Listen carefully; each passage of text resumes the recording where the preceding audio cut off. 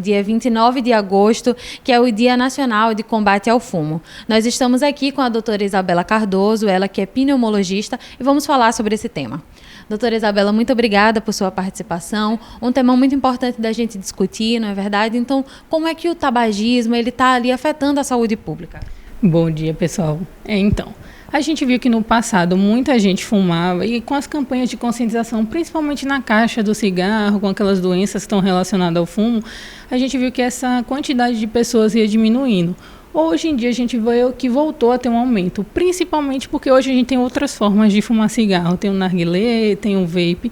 Isso voltou a aumentar a quantidade de pessoas que fumam e, por consequência, as comorbidades aí que estão associadas ao cigarro. Então a gente une o mês de agosto, que é o mês de combate ao câncer de pulmão, e aproveita para conscientizar a população em relação aos riscos do tabagismo. Doutora, e o câncer de pulmão é uma das consequências do tabagismo, né? Mas existem outras. No que é que o tabagismo afeta a saúde do pulmão? Então, aquela fumaça que a pessoa que fuma inala leva a uma inflamação da mucosa, da via aérea, e causa um edema naquela região.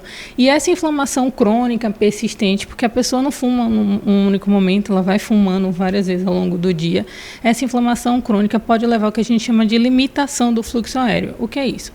Mantém uma inflamação constante ali naquela região e acaba levando a uma obstrução. E essa obstrução vai dar alguns sintomas, principalmente da DPOC, que é aquela doença que a gente conhece, que um dos fatores de risco é o tabagismo. Mas é importante lembrar que o tabagismo não causa só alterações pulmonares. A gente às vezes vê o paciente muito preocupado com as doenças pulmonares, mas o tabagismo causa outras doenças. Tem um risco maior de leucemia, tem um risco maior de câncer de estômago, de intestino, câncer de laringe. Então, causa muitas outras doenças também. Doutora, e a gente sabe que o tabagismo ele causa todas essas consequências para a pessoa, mas também pode causar para a família daquele fumante, né? Então, os filhos, uma esposa e as pessoas que convivem. Então, como é que o contato com pessoas fumantes também afeta a saúde das pessoas não fumantes? Isso, o tabagismo passivo também é uma doença, né? A partir do momento que aquela pessoa inala as substâncias que foram liberadas na fumaça do cigarro, ela também pode ter doenças e também tem um risco maior. Por exemplo, de neoplasia de pulmão, quem é tabagista passivo também tem um risco maior. E esse ano, o mês de combate, o dia de combate ao fumo, também fala sobre a gestante, né? Quando a gestante fuma, o bebê também é afetado. Então, ele tem um risco maior de restrição intrauterina, de nascer com baixo peso, tem um risco maior de aborto e até uma síndrome que a gente chama de síndrome de morte súbita. Então, apesar da mãe fumar, a criança que é afetada. Doutora, e como é que nós, enquanto sociedade, enquanto familiares de uma pessoa fumante, como é que a gente pode agir para ajudar essa pessoa a se livrar desse mal?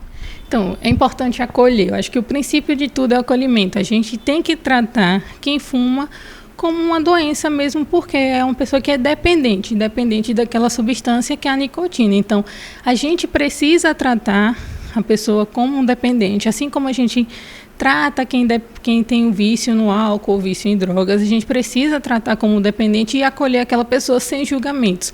Porque a partir do momento que você passa a julgar, a gente escuta muito, não, é falta de vergonha, ainda está fumando, mas não é. É um vício e precisa ser tratado como. Então, o passo inicial é o acolhimento.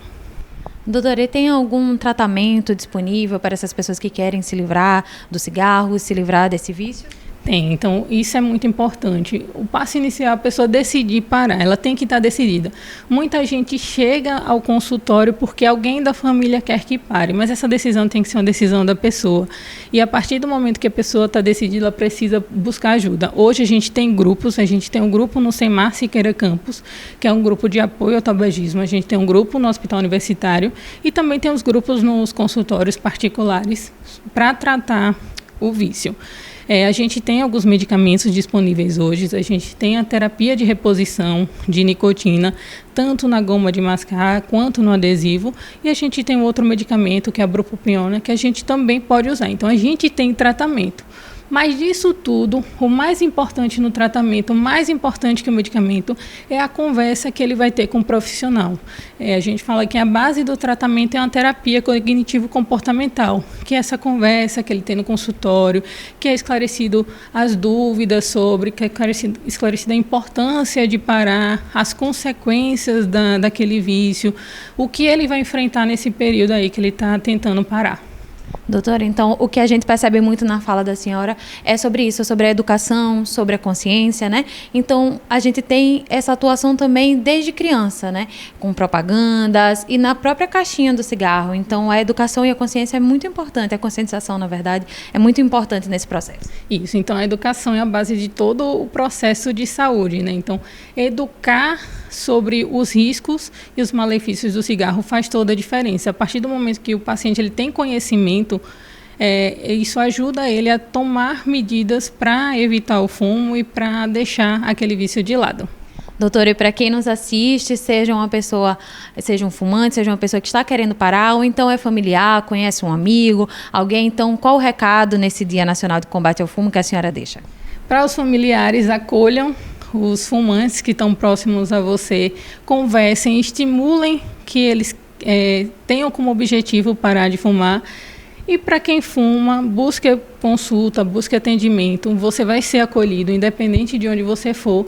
E, principalmente, entenda os males que o uso do cigarro faz e os benefícios que vai trazer para a sua vida, que é parar de fumar.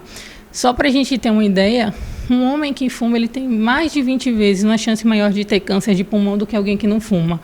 Mais de 4 vezes a chance de infartar, de ter um AVC. Então, não são só doenças relacionadas ao pulmão, né? O cigarro afeta todo o organismo e é muito importante cessar o vício. Doutora, muito obrigada por sua informação. Eu tenho certeza que quem nos assiste teve um conhecimento maior e agora vai poder agir com aquela pessoa que conhece ou então tomar a decisão de parar de fumar. Muito obrigada por sua participação.